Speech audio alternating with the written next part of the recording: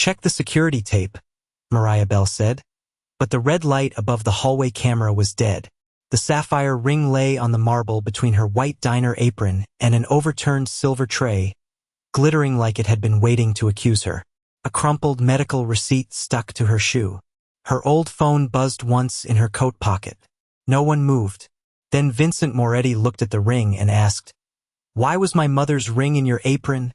3 hours earlier, Mariah had been wiping coffee rings off the counter at Delaney's diner with one hand and checking Rosa Moretti's medication schedule with the other.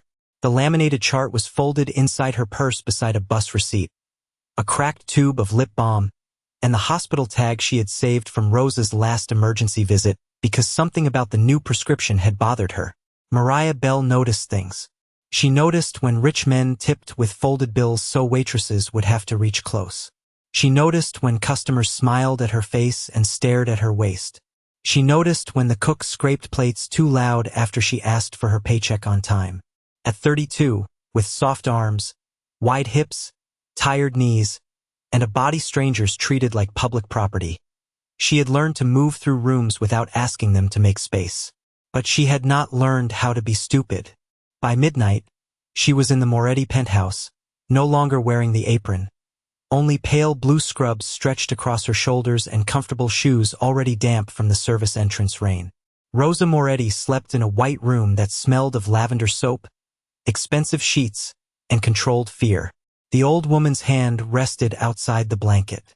The sapphire ring, too large now for her thinning finger, had been turned inward the way she liked it, stone against palm, engraving against skin. "Diamonds are for strangers," Rosa had whispered once. "The message is for family." Mariah had written down the night dose at 10:52, warmed water at 11:03, and adjusted the pillow at 11:18. She remembered because the silver wall clock had stopped right then with a tiny click, and Rosa's eyes had opened. "Mrs. Moretti?" Mariah whispered. Rosa's fingers tapped twice against the sheet. Not a tremor, not random, 2 quiet taps. The same signal she used whenever Dr. Celeste Hart entered the room and began speaking over her like illness had erased her name. Before Mariah could ask what she meant, the door opened. Dr. Celeste stood there in her white coat, calm and beautiful, her violet gloves smooth at the wrists. "You may go downstairs now, Mariah," she said gently, the way people spoke when they wanted cruelty to sound clinical. "Mrs. Moretti doesn't need emotional attachment from staff." Mariah looked at Rosa. The old woman did not blink. 2 taps again. Mariah left because nurses who argued with private doctors lost jobs, and women like her did not get forgiven for sounding difficult. She hung her service coat by the lower kitchen, checked that her diner apron was still folded inside her locker, then went to get warm water. At 3:17, the house found her before she found sleep. The housekeeper screamed. The tray hit the marble. The locker was opened. Her apron was pulled from her bag like dirty evidence. And when the ring rolled out, every face in that hallway changed except Vincent Moretti's. His stayed still, which was worse. Dr. Celeste touched his sleeve. "Vincent, poverty makes good people impulsive." Mariah lifted her chin. "That apron never went upstairs." Vincent's eyes moved from the ring to the apron pocket, and for the first time, his face shifted. Not with belief, but with the smallest fracture of doubt. The pocket that supposedly held his mother's ring was dusted with a thin white powder Mariah had only seen once before. Inside Rosa's forbidden sedative capsules. Mariah did not touch the powder. She had learned a long time ago that poor women were never allowed to pick up evidence, only drop it in other people's stories. The hallway smelled faintly of bleach, cold coffee, and the rainwater dripping from Vincent Moretti's coat onto the marble. Behind him, the elevator doors stayed open like a mouth that had forgotten to close. Dr. Celeste's hand remained on his sleeve for 1 second too long before she let it fall.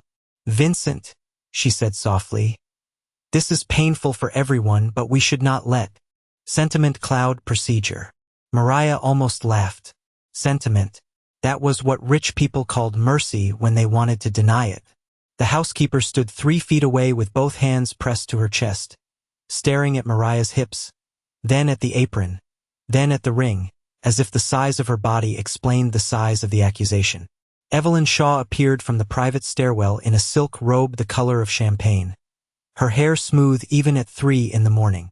She looked at the apron with a careful sadness that did not reach her eyes.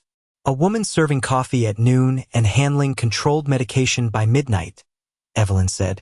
That is a lot of temptation for one person. The words landed quietly, and somehow that made them worse. No one called Mariah a thief.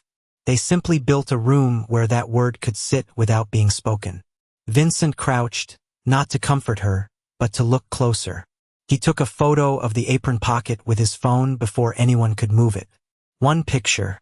No comment. Then he stood. Bring the chart.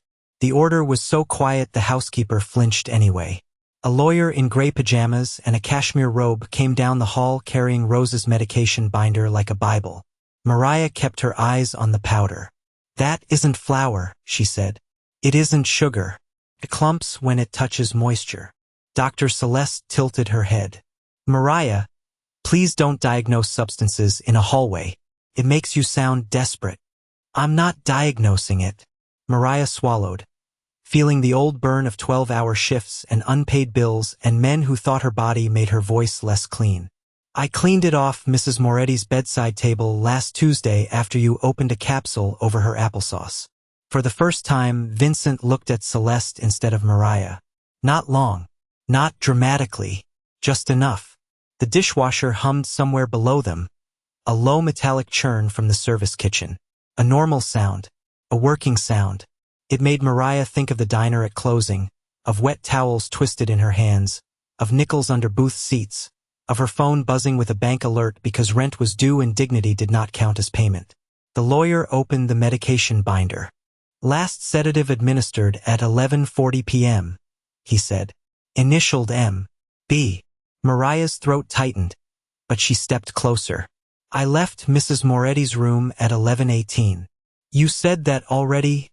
Evelyn murmured. Repeating a lie does not make it cleaner. Mariah pointed to the initials. That's not my B. Silence moved through the hallway like a blade being drawn. Vincent took the binder from the lawyer and looked at the line. Then he looked at Mariah's name tag, cracked at one corner, still hanging crooked from her scrub top. Show me yours. Mariah understood. She took the pen from the tray with 2 fingers and wrote her initials on the back of a coffee receipt pulled from her pocket. MB. Her B closed at the bottom, tight and small. The chart's B stayed open, loose, almost elegant. Dr. Celeste exhaled gently. Stress changes handwriting. Not direction, Mariah said. I'm left-handed. Whoever wrote that dragged the ink right. Vincent did not praise her. He only folded the coffee receipt once and put it in his inside pocket. Cameras, he said. The lawyer's mouth tightened. The medical floor camera was down between 11:19 and 11:22. Routine system failure. Mariah felt the air leave her body. Not because she was surprised, but because the wrongness finally had a shape. Then check the keycards, she said. Doors don't fail just because cameras do. No one liked that. Vincent looked at the security guard by the elevator. Do it. 30 seconds later, the guard's tablet lit the underside of his face blue. He read it once, then again slower. Vincent held out his hand. The guard gave him the tablet without a word. There, between Mariah's exit at 11:18 and the corrupted footage at 11:19, Rosa Moretti's bedroom had opened with a second key card, one labeled inactive since last winter. The words inactive since last winter hung in the hallway longer than the smell of bleach. No one reached for the ring now. No one looked at the powder. For one thin second, every expensive adult in that service corridor stared at the tablet as if a dead keycard had just breathed. Then Dr. Celeste smiled with her mouth only. Old systems mislabel things all the time, she said. Especially in houses this large. Mariah knew that kind of sentence. It sounded calm enough to pass as reason, but it had a hand around the throat of the truth. Vincent did not answer her. He took the tablet, studied the entry, then looked toward the closed door of his mother's room. Open it. The guard moved fast. The door unlocked with a soft click, and the smell of lavender medicine rolled out, Too sweet, too clean, like someone had scrubbed fear and left perfume over it. Rosa Moretti lay under white blankets, small as a folded note. The monitor beside her blinked green. Her gray hair had been brushed carefully off her forehead, but one hand was outside the sheet, the bare ring finger curled inward. Mariah stepped in last because the room had already decided she was the smallest person inside it. Evelyn stayed near the doorway, silk robe tied tight. The lawyer clutched the binder. Dr. Celeste walked straight to the bed and touched Rosa's shoulder with the tenderness of a woman performing for cameras. "Mrs. Moretti," she said, louder than necessary. "You had a difficult night." Rosa's eyelids flickered. Her fingers tapped the sheet twice. Mariah saw it. Vincent saw Mariah seeing it. "She does that when you come close," Mariah said. The room tightened. Celeste did not turn around. Repetitive motor behavior is very common in vascular decline. "Not like that." Mariah's voice was quiet, but it stayed standing. "She taps twice, then looks where she wants me to look." Vincent's eyes shifted to his mother's face. Rosa did it again. 2 taps. Then her gaze moved, not to the ring, not to Mariah, but to the silver wall clock above the dresser. His hands were frozen at 11:18. "That clock was working when I changed her pillow," Mariah said. "It stopped when I left." The lawyer gave a soft laugh that wanted to be kind and failed. "Miss Bell, with respect, you are under enormous pressure. People connect dots when they are frightened." Mariah reached into her scrub pocket and pulled out a folded unpaid hospital invoice, the one she had used earlier as scrap paper, because she could not afford to waste even the back of a bill. On it, in blue ink, she had written Rosa's night schedule, the way she always did before copying it clean into the chart. 11:18, left room for warm water. Clock clicked. 2 taps. She held it out. "I wrote it down before anyone accused me." Vincent took the invoice. His thumb paused over the amount due at the top, $14,672.39, then over the timestamp in Mariah's careful handwriting. He did not soften, but something in his silence changed shape. It was no longer aimed only at her. "Why write the clock?" he asked. "Because Mrs. Moretti looked scared when it stopped." Dr. Celeste's phone lit in her coat pocket. She glanced down too quickly, then turned the screen against her palm. Mariah caught only 3 words before the light died. "Did he check?" Vincent saw her eyes move. "Phone," he said. Celeste laughed once, breathy and wounded. "Vincent, surely you're not taking cues from a woman who hides medical accusations on overdue bills." Rosa's fingers tapped twice again, sharper this time, and the silver clock gave a tiny metallic rattle, though no one had touched it. The guard lifted it from the wall. Behind the dead battery, folded into a square no bigger than a postage stamp, was a medication label with Rosa Moretti's name on it and a handwritten time that matched the dead key card exactly. Vincent did not open the folded medication label in his mother's room. He slipped it into the breast pocket of his black shirt and ordered everyone downstairs, away from Rosa's bed, away from the machines that breathed green light onto her thin wrists, away from the woman they had all been speaking over like she was already gone. The private dining room waited below with 12 leather chairs, a table polished so dark it reflected faces like water, and a chandelier bright enough to make every flaw look intentional. Mariah stood at the far end, still in damp scrubs, still with her cracked name tag hanging crooked, the torn apron laid in front of her like a dead animal. Evelyn Shaw took one look at the chair closest to Mariah and chose to stand. "I hope we can handle this with dignity," she said, folding her hands. "A public accusation would damage everyone, especially Miss Bell. Women in service positions are often punished more harshly than they deserve." It sounded merciful until the lawyer placed a paper in front of Mariah. A statement, not a confession, not exactly. Just 3 clean paragraphs saying she had become confused during an emotionally stressful shift, may have mishandled personal property, and wished to resolve the matter privately. At the bottom, a blank line waited for her name. Mariah looked at the pen, then at the sapphire ring sealed in a clear evidence bag beside Vincent's untouched coffee. The cup had gone cold. "No steam, no comfort." I won't sign something that makes a lie sound polite, she said. The lawyer's smile thinned. Miss Bell, this protects you. No, Mariah said. It protects the person who wrote it. The silence after that was so complete she could hear the service elevator humming behind the wall. Vincent sat at the head of the table without removing his coat. He had not defended her. He had not softened his face. He only watched the room the way dangerous men watch doors. Test it, he said.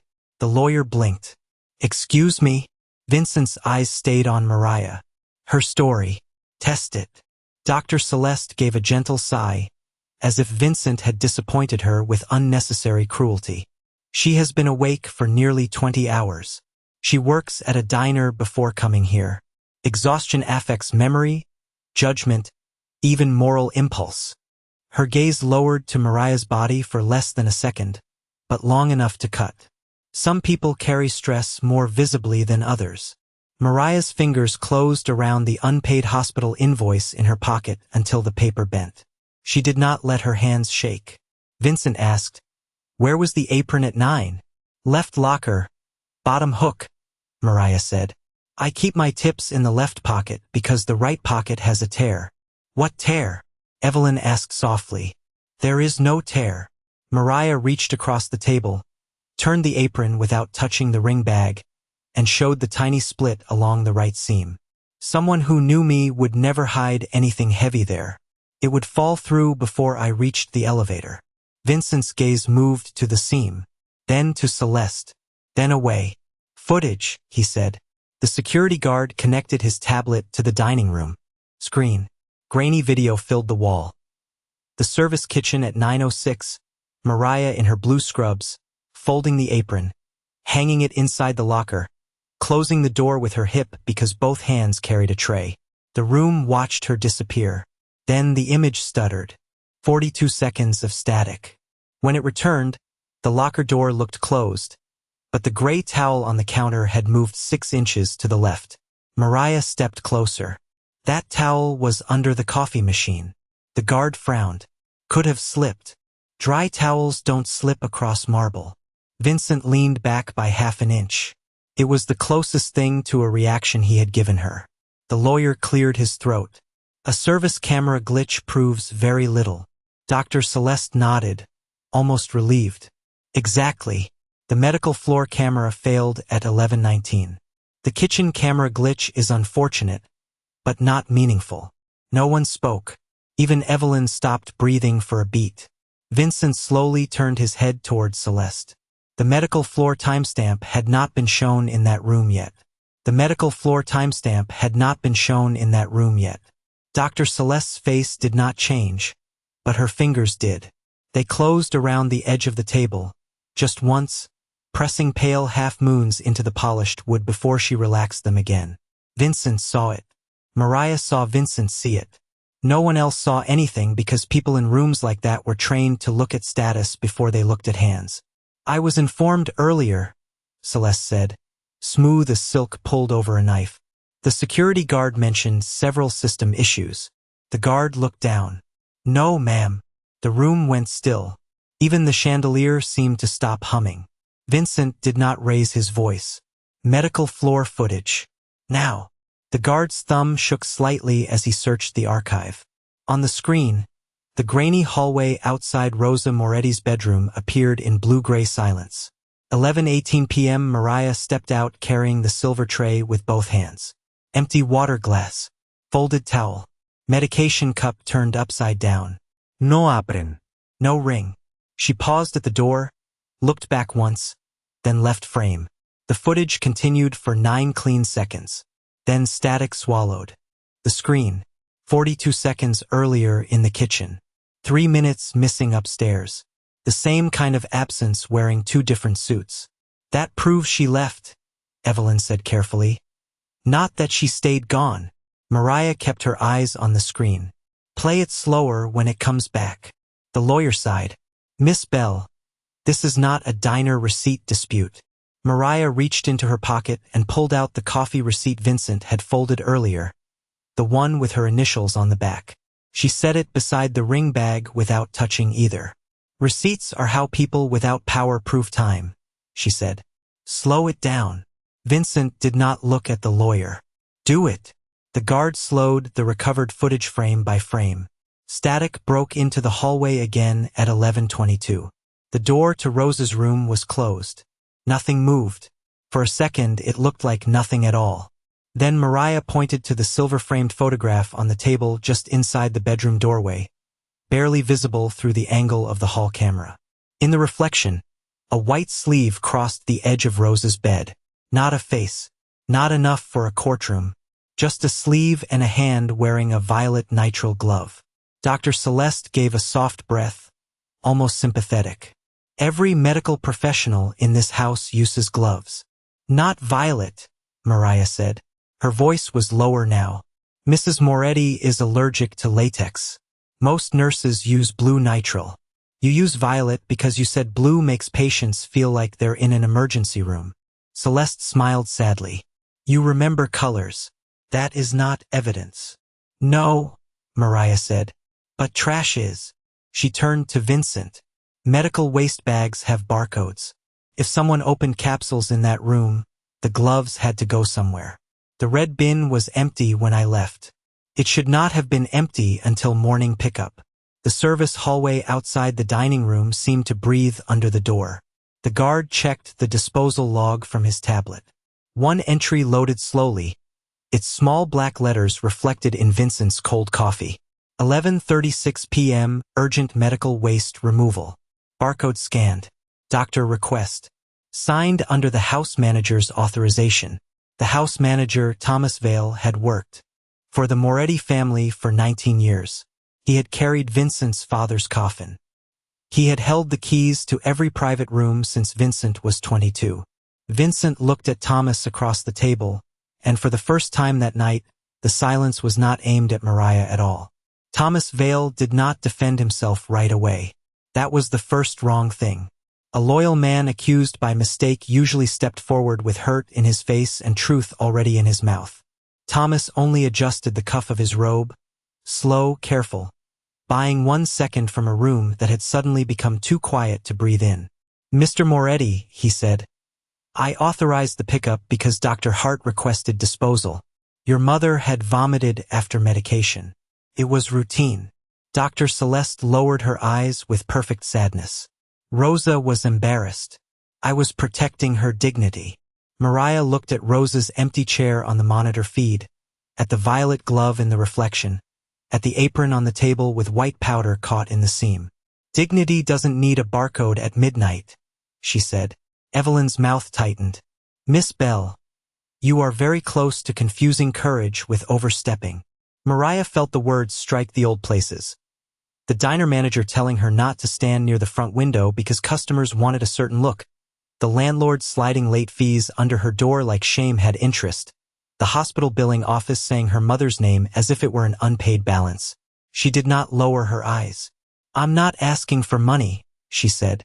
I'm asking you to stop writing lies in places people call records. Something moved through Vincent's face so faintly it might have been shadow.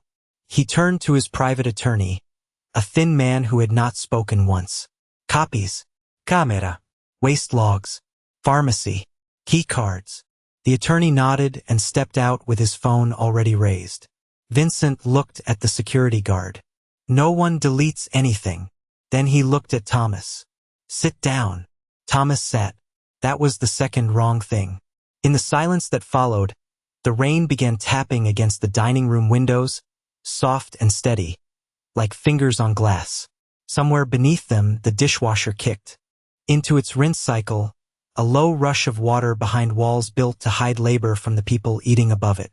Mariah heard it and thought of Delaney's at closing, of stacking chipped mugs while her old phone trembled on the counter with bank alerts she was too tired to open. The phone trembled now in her pocket. Once, twice. She pulled it out because every small sound in that house had started to matter. A notification from the pharmacy app blinked across the cracked screen. Refill request approved. 2:14 a.m. RX 7814. Rosa Moretti. Mariah stared at it until the letters sharpened. That prescription was discontinued, she said. Dr. Celeste's head turned. Too fast. Vincent held out his hand, and Mariah gave him the phone without being asked twice. He read the notification, then the saved photos below it, the ones Mariah had taken during night shifts. Rose's hospital bracelet with a red allergy band, the medication chart before and after someone changed the dose, the tiny warning label on a bottle that said may cause confusion, weakness, delayed speech. Vincent's thumb stopped on one photo. Rose's hand. The sapphire ring turned inward. Under it, the same red allergy band dated 3 weeks ago. Who prescribed this? He asked. The lawyer in the robe answered too quickly. The chart says Family Medical Authority approved it. Vincent did not blink. I asked who. No one spoke. His private attorney returned with a tablet and placed it beside the cold coffee. On the screen was a draft contract scheduled for electronic execution at 6 a.m. If Rosa Moretti was declared cognitively unfit, temporary control of her medical trust would pass to a board chaired by Dr. Celeste Hart, witnessed by Thomas Vale, processed by the family lawyer. Near the bottom, one line sat like a blade laid flat on paper. Primary caregiver Mariah Bell removed pending theft investigation. Vincent read it once. Then again. The room waited for anger. It did not come. He only looked at Mariah, at her cracked name tag, at the torn apron they had used because they thought no one would believe the woman who served coffee and cleaned medicine cups, and the cold in his eyes changed direction. He had been staring at the accused all night, when the confession had been sitting around his own table. Vincent did not accuse anyone after he read the contract. That was what made the room colder. Anger would have given them something to survive. Instead, he placed the tablet face down beside the untouched coffee, rested 2 fingers on top of it, and said, "Proceed." The lawyer looked at him as if he had misheard. "Mr. Moretti? You said the document protects my mother," Vincent said. "Prepare it." Dr. Celeste's shoulders lowered by a fraction. Relief did not change her face, but it softened the air around her. Evelyn exhaled quietly. Thomas Vale folded his hands and stared at the table as though loyalty had just been restored to its proper place. Mariah stood near the wall with her torn apron pressed between both palms, feeling every eye slide over her again, measuring the same body they had already decided was useful for carrying trays and easy for carrying blame. For one terrible second, even she wondered if she had mistaken the direction of the cold in Vincent's eyes. Then he passed behind her on his way to the door and spoke without moving his mouth enough for the others to read it. "Watch what they touch." It was not comfort. It was an order, and somehow that steadied her more than comfort would have. The service hallway seemed smaller when they brought her back to it. The marble was still wet where the tray had fallen. A smear of coffee had dried near the elevator track. Her name tag lay on the edge of the linen cart, cracked side up, like the house had spit out her name and forgotten to clean it away. 2 guards stood at the far end, but their bodies had shifted. Earlier, they had blocked Mariah from leaving. Now they blocked everyone else from reaching her too quickly. Vincent told Thomas to gather Rose's replacement hospital tags from the supply drawer. He told Dr. Celeste to retrieve the discontinued bottle so the independent doctor could compare labels. He told the lawyer to print the 6 a.m. contract in full. Small requests, reasonable requests, the kind liars hated because each one sounded harmless until it touched the wrong nerve. Mariah picked up her old phone from the table where Vincent had left it, its cracked screen glowing with 3% battery. She moved slowly, like a tired woman looking for a place to set down shame.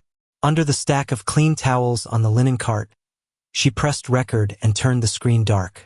Then she said, just loud enough for Dr. Celeste to hear, "It doesn't matter. I gave him the only photos I had." Dr. Celeste did not look at her. That was how Mariah knew she had heard. The camera light above the service hallway blinked red, once, then steady. Rain ticked against the narrow window near the staff stairwell. The contract printer began humming in the office beyond the kitchen, spitting out pages that sounded like quiet teeth. Thomas returned first with a white envelope of hospital tags. His thumb rested over the corner too tightly. Mariah noticed the habit because diner managers did the same thing with voided receipts when they hoped waitresses would not count. "Wrong envelope," she said. Thomas paused. Excuse me? Mrs. Moretti's tags have a blue stripe. That one has green. Dr. Celeste appeared behind him with the amber medication bottle in her hand. The color coding changed last month. Vincent stood at the hallway monitor, not turning around. Did it? Celeste smiled. Yes. Mariah looked at the bottle, then at Celeste's gloves. Violet. Clean. New. Then why did the tag you threw away at 11:36 still have blue? The silence snapped shut. Somewhere under the towels, Mariah's old phone recorded the small sound Celeste made before she could bury it. The lawyer walked in with the printed contract, and from between the pages, a receipt slipped free and landed face up on the marble. Pharmacy pickup, 2:07 a.m. signed C. Heart. Dr. Celeste's hand stopped on the medication bottle cap. Vincent finally turned, his voice low enough that everyone leaned in despite themselves. Open it. Celeste looked from the receipt to Mariah, then to the red camera light watching from above the service door, and for the first time that night, she understood the waitress was no longer standing there by herself. Dr. Celeste did not open the bottle. Her hand stayed around the cap, white at the knuckles, elegant and frozen. For one breath, the hallway became the kind of quiet that made every expensive thing look guilty. The marble, the brass elevator doors, the linen cart, the silver tray still tipped on its side where Mariah had been accused. Vincent did not ask again. He only looked at Thomas Vale. Thomas moved like a man obeying gravity, crossed the hall, and took the bottle from her hand. The cap cracked open with a small plastic snap. No one spoke. Inside were not the pale blue pills listed on Rosa Moretti's chart. They were white capsules, half-filled, loose powder clinging to the threads of the lid. The same powder dusted into the torn seam of Mariah's apron. Dr. Celeste drew herself taller. Medication is often transferred for private care convenience. Mariah reached under the towels and lifted her old phone before anyone else could remember it was there. The screen was dark, nearly dead, but the recording was still running. Her thumb shook once over the cracked glass. Then she pressed play. Celeste's own voice filled the service hallway, soft, irritated, stripped of its silk. Once the waitress is charged, Rosa's statement becomes contamination. The son will sign anything to keep it quiet. The sound seemed to enter Vincent through the chest. He did not move, but the color left his face in a slow, terrible way. Not fear, recognition, the kind that arrives late and brings every ignored warning with it. Mariah watched him look at the old phone, then at his mother's closed bedroom door upstairs, then at the apron on the cart. She knew that look. It was the look people got when they realized the person they had doubted had been standing closest to the truth. The lawyer tried to recover first. Recordings made without consent may not be admissible. Vincent turned his head toward him. The lawyer stopped breathing through his mouth. "This is my house," Vincent said. "Keep talking." The guard connected the phone to the hallway monitor. The security footage played beside the audio now, one truth answering another. Mariah leaving at 11:18. The dead key card opening Rosa's door. Static. The reflection of the violet glove. Thomas authorizing waste. Removal. Celeste collecting the green-striped hospital tags after claiming color codes had changed. Then the pharmacy receipt from 2:07 a.m., signed in her name, slid across the screen in sharp black letters. Mariah stepped forward, not behind Vincent, not beside the guards, but into the exact patch of marble where her bag had been dumped open. "She used my apron because she thought everyone would see the stains before they saw the evidence," Mariah said. Her voice was not loud. It did not need to be. "She used my diner job, my bills, my body, my name tag. She made me look like somebody this house was already prepared to doubt." Evelyn looked away. Thomas lowered his head. Even the housekeeper cried without making a sound. Dr. Celeste finally lost the softness in her face. "You have no idea what Rosa was going to do to this family." Vincent's eyes lifted. "Say my mother's name again." Celeste swallowed. Too late. From the elevator came the quiet roll of wheels. Rosa Moretti appeared with the independent doctor behind her. Small beneath a cream blanket, but awake.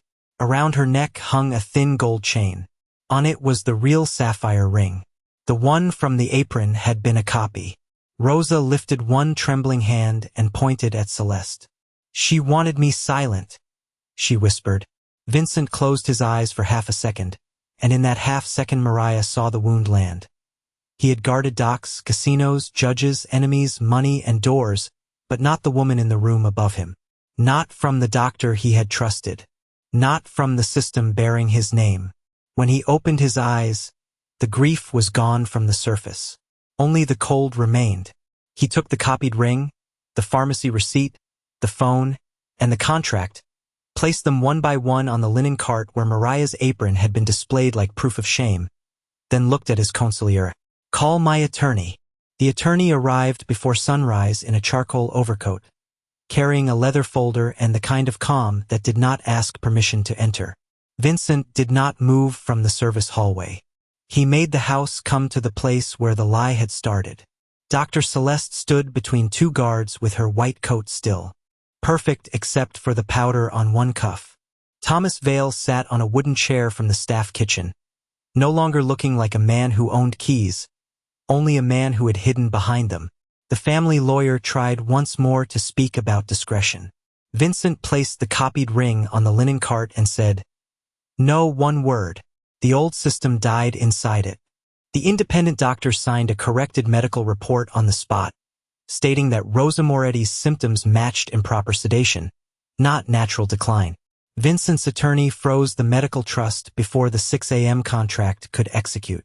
The pharmacy receipt, the recorder, the keycard log, the waste disposal barcode, and the original medication photos from Mariah's cracked old phone were copied, sealed, and sent to the state medical board and the district attorney's office. Dr. Celeste was escorted out through the front hall, not the service exit, because Vincent wanted every portrait on the wall to watch her leave. Thomas was dismissed in front of the staff whose silence he had used for 19 years. The family lawyer's access was revoked before his coffee had cooled. Evelyn Shaw, pale now beneath her expensive robe, was made to call Mariah's agency on speaker.